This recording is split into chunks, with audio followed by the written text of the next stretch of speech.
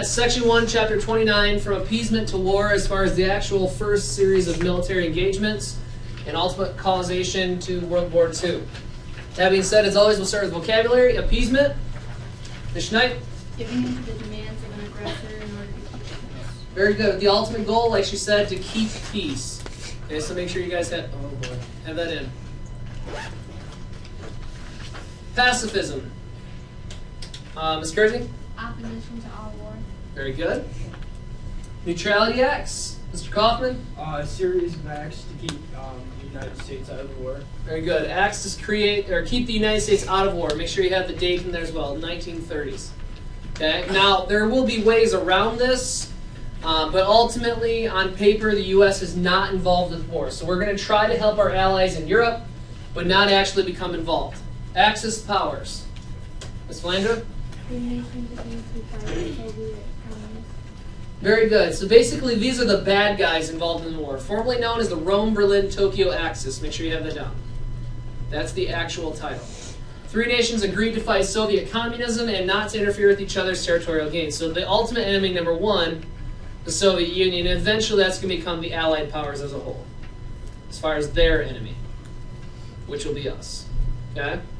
Rome is the capital city of Italy. Very good. Berlin, Japan.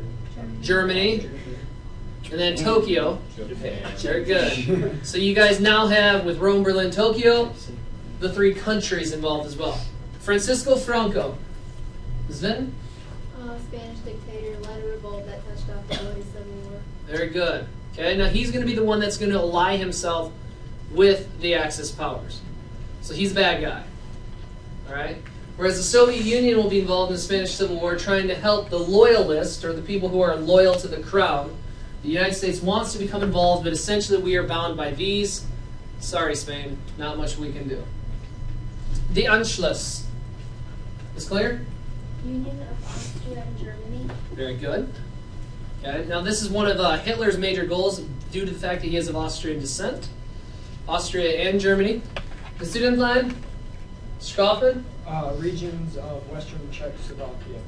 Very good. Home to over 3 million Germans, so you can see number one, as far as a priority, why is Germany involved? Well, culturally similar, okay, which is one of the main reasons we'll become involved with the Allied powers in World War II. And then the Nazi-Soviet Pact. Ms. Philandra. Hitler and Stalin to peaceful relations. Good, good, good. The ultimate goal here is to remain friendly with each other, at least not to fight each other. Non-aggression pact. As far as we're going to go with that one, okay? Stalin and Hitler. So again, you can do underlines. Non-aggression pact. Stalin and Hitler. Not to fight. And to divide Poland, as well as other areas. So we have a couple of everyone fight over Poland. resources. It's very. It's as far as farmland, it's very fertile and arable. I mean, they can get a lot from that. Which, if you consider the geography of the Soviet Union, Because like, wasn't that the Holy Roman Empire where they split up Poland into like 3 seconds? the partition of Poland. Yeah. Yeah. Any questions thus far? Excellent. 1935. Mr. Shovels. Italy invades Ethiopia. Very good. Okay. Now, this is a specifically important thing because this is revenge. All right. Italy tried this previously, and Ethiopia was able to defend itself against a European power. Power is a stretch during this time period. Ultimately speaking, this is the first military engagement of the war. Right there. Okay. Taking place in Africa. League of Nations vote sanctions against Italy that they are largely unenforced. Now, why is that? Is America's name. USA not in. Very good. So essentially, LON equals what? Weak. Or someone said fail. That actually is somewhat appropriate as well. Fail. Fail. 1936. Sullivan? Is it Rhineland? Read the whole thing. Oh, sorry. Germany sends troops into Rhineland. Western democracies adopted policy of appeasement. Appeasement. Very good. Now, why are the Western democracies constantly just appeasing? Basically saying, all right, you can take the Rhineland. Stay away. Because it's not their war. Because they're trying to stay out of war, absolutely. Okay, we're still recovering from the economic devastation that was the Great Depression, as well as other things, and people just don't want war in general. Next point for 1936. Mr. Shovels? Germany, Italy, and Japan formed the Axis powers, agreeing to fight communism and not interfere with each other's expansion. Very good. And either one of these are fine. You can have the full thing or just Axis powers. To fight communism, not interfere with each other's expansion. Ultimately, this is where they form a pact to go against the mindset of communism and then eventually democracy as a whole. Okay? Final 1936. Mr. Schultz? Spanish Civil War breaks out between Francisco Franco's nationalists and supporters of the Republic called the Loyalists.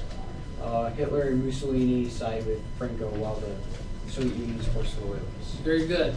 Now, this is an important idea here, the Spanish Civil War, because this is going to be the first attempt at alliances and testing the military. So make sure you have that down.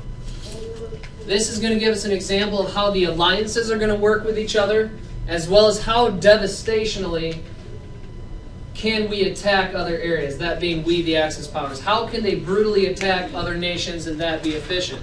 Because eventually that's going to be called blitzkrieg or lightning warfare. Any questions? Excellent. 1937. First point. Down here? Japan invades Eastern Europe or Manchuria. Western protests and movement. Eastern China or Manchuria. Very good. Okay. Western protests have no effect. German bombers raid the Spanish town of Guernica. Now, I want you to consider this. If roughly 1,000 people are going to die, this would be like, for an example, take maybe the size of Tecumseh and having the whole U.S. military just test out how fast can we wipe this town off the map. Okay? That's what happens at Guernica. And that's going to send a message to the people around the world that these people are not only exceptionally strong, but they have no regard for human life. You've attacked a small market village. Would be like stealth bombers just coming into Tecumseh. Right? Tanks, weaponry on the ground, fast attack vehicles, all of this over Tecumseh, just so we can see how this is going to work. Okay? So make sure you have down that this was a test of the military for the German forces. Kind of like flexing your muscles so people know not to mess with you. Oh yeah, absolutely. Okay? 1938. Go ahead.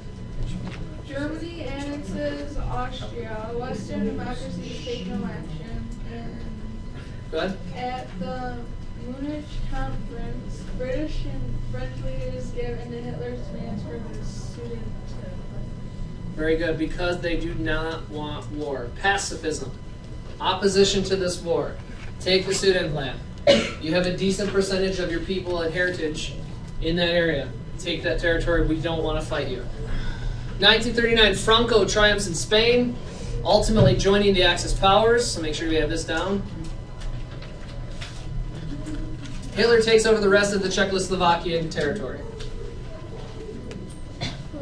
Next point for 1939. Go ahead.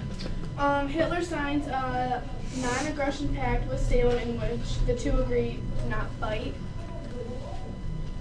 If the other goes to war, very good, and to divide up Poland. So make sure we have that. So two things with this non-aggression pact, which this is one of the best political cartoons of this. Okay, with the question, I wonder how long the honeymoon will last. All right. Two exceptionally powerful and aggressive nations, giving how we know, the study of history, how Hitler rose to power, what he will do with the example like the Nuremberg laws, as well as how Stalin is acting in the Soviet Union. You know, it's just a matter of time before this totally implodes upon them, blows up within. That makes Okay. sense. That makes sense. Yeah. And then finally, Germany invades Poland. Britain and France declare war. Any questions thus far? No. Excellent. Why did why did France and Britain choose a policy of appeasement? So we're going to break this up into each country. That being said, we'll start with France. Go ahead. Need support from British forces when they were suffering from political oppression at home. Very good. So they need to do this together. They don't have a strong military. They don't have an exceptionally strong government to be able to wage war on their own. They have to both become involved together. Britain. Go ahead again. Britain had no desire to confront the German dictator, but some thought that Hitler's actions constituted a justifiable response in the terms of the Treaty of Versailles. Very good. So no intentions of confronting him specifically, but the people in Britain are against this. Treaty of Versailles, the whole idea there is to make sure that Germany remains weak. Well, as soon as he rearms his country, he's in violation. Once he starts invading, he's in violation. Once he forms military alliances with other nations, such as Italy and then eventually Japan, he's in violation. And so the people are basically saying, what are you going to do about this? So they have to become involved. Both? Ms. Rod? They both committed horrible atrocities and took over 500,000 lives. Very good. Okay, so horrible things are happening here. However, one interesting thing is they both think that Hitler is a great weapon to use against the spread of communism. So one thing they can agree on is that Hitler, this person here, will keep this country in check. Okay? No matter what will come of this war, in their mindset, which is not going to be the case with the example of Vietnam and Korea and the Chinese Civil War, they agree that the Soviet Union will be kept weak because of this conflict. That being said, how did the United States react to the events in Europe? What is the USA doing? Go ahead. They had to remain neutral because of the Neutrality Acts. Very good. They're basically sitting over there, tapping their thumbs, and saying, what can we do? Well, we can't do anything because of these. We're bound. FDR will find ways around this. But we can't just send troops over. Now, what's ultimately going to pull the United States into this war? Pearl Harbor. Pearl Harbor, very good. At that rate, we have an example of one of those powered nations actually attacking us. Now, it's time to go to war. Okay. Objectives. Specify how dictators undermined the peace in the 1930s. Lily? Okay, Japan, they overran Manchuria, Tojo. Tojo Hideki, Tojo. that's the leader, very good. Italy, they invaded Ethiopia, Mussolini, and Germany, they went against the Treaty of Versailles, Hitler. Very good. Now what we've done here, so you all know how to study this when it comes to the question, should this one appear? We have 6 major points we're looking at here. One of each will be the country and what's happening. The other 3 points will be the leaders. All right. Now 2 of these at this point should be relatively familiar. You hear Italy, you think Italian, you think noodle, Mussolini. Sounds kind of like a noodle. That way it's easier to study. Hitler, you've been familiar. You've heard of him for many days, several years now of your life. Tojo Hideki is the emperor, the leader of Japan. Which is why I placed him up there for you. Okay? In order to receive full credit on this objective, you will need country, what happened, leader. Okay? Describe how the Spanish Civil War was a dress rehearsal for World War II. Mr. Hartman? The Nazis used the war to test their new weapons, gave Hitler a chance to test the Blitzkrieg, and displayed power of alliances. USSR with loyalists and Nazis with fascists. Very good. So we have a few different things here as far as your points. Power of alliances will be a point, and then sub-points. Who are the alliances actually involved in? Okay? That's where we can get 3 points automatically. The other idea here, the opportunity to test Blitzkrieg, which it means what? Lightning War. Lightning War. That's how he attacks. Okay, and the example of that is Guernica. That example I gave earlier as far as like attacking Tecumseh using a nation's full military force. Now, for you all to understand Blitzkrieg, it's a systematic approach. How this would work, have you guys ever heard of the term like carpet bombing? No. Okay, well maybe you have. If not, I'm going to explain it right now. When a person puts new carpet in their house, it's laid down in massive rolls, yes? So the idea here is to have a flight squadron in the air with a Luftwaffe, the German Air Force, flying in V formations, kind of like how Canadian geese travel. Okay? And then you literally just open up the bomb hatch, and as many bombs as can fall in a single area, you blow that area to smithereens. And you do that until the entire area is destroyed. Now, the next stage, you'll have aircraft flying down with machine guns, killing anyone who's left.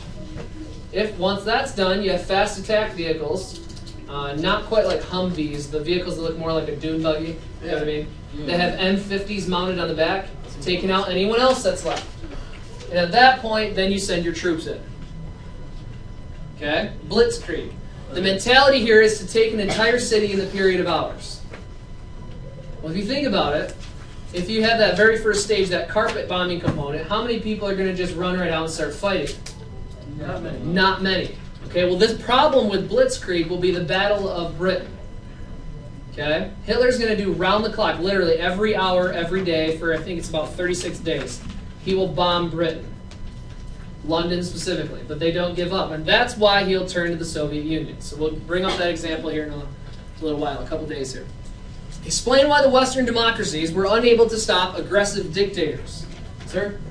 The U.S. is not involved. Neutrality Act. Very good. Great Depression had lasting impacts and it inspired pacifism. Excellent.